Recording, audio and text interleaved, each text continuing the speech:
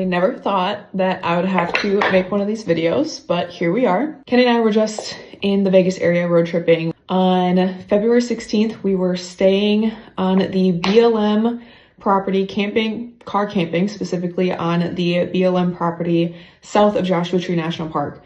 At about 2:30 in the morning, we both wake up from a knock on the front of our car, and I swore it was a park ranger. It was not a park ranger. He starts to tell the story that is like, just does not line up.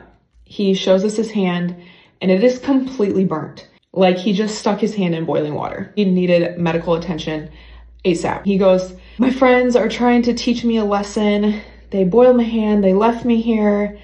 And he starts going on about how like his friends are teaching him a lesson. If that was the only problem, first thing they would ask for would be for a phone to seek medical attention, to ask if you have phone service. They would ask to call someone, right?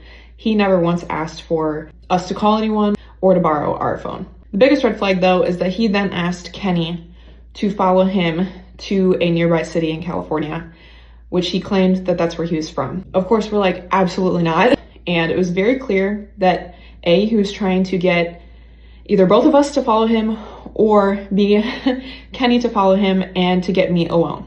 Eventually, we ended up just giving him our lantern and saying, this is all we can do for you, you need to go. Shortly after that, we left the campgrounds. As we were leaving the campgrounds, we noticed several other cars. There were probably at least 30 other campers here, by the way. We were not by ourselves. We noticed several other cars with their headlights on, as well as one camper with a dad, I presume, blocking the door of the camper like this as if he was trying to stand guard.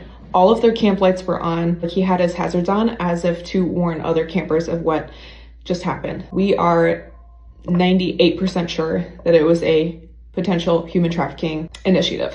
Another thing I want to mention is that this man that approached us did not seem like he was there on his own terms. I would bet money that he was coerced into approaching us. This is not to say that you shouldn't camp on BLM property. This could have happened in pretty much any campsite. It could have happened in the national park. It could have happened in our grocery store parking lot at home.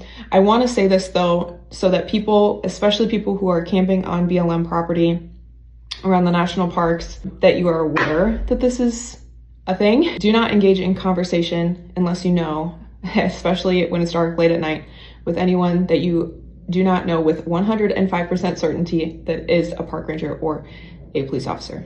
Also, never post in real time. Never post your location in real time. Stay safe.